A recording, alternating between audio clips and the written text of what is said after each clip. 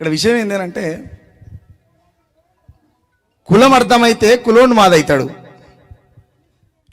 కులం అర్థమైతే కులోన్మాదైతాడు, మతం అర్థమైతే మతోన్మాదైతాడు, తల్లి పురిటి నొప్పుల బాధ అర్థమైతే ఆ కొడుకు ఇంకొక తండ్రి అవుతాడు.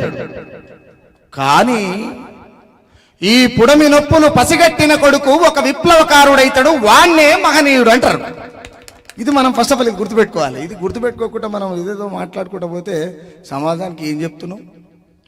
1,00,000 పేజీల పుస్తకాన్ని ఒకే 3 నిమిషాల పాటలో చెప్పగలిగేటువంటి దమ్ము కలిగినటువంటి 145 కోట్ల జనాభా కలిగినటువంటి అఖండ భారతదేశంలో పుట్టినటువంటి బిడ్డల్లో పాట రాసి పాట పాడి సమాజానికి వినిపించేటువంటి సత్తా కలిగినటువంటి బిడ్డలు కలిగినటువంటి అంటరాని గర్భంలో పుట్టినటువంటి శ్రీకాంత్ లాంటి కోట్లాది మంది బిడ్డలు కన్నటువంటి తల్లులకు మనం ఎన్ని నివాళులు అర్పించినా తక్కువనే.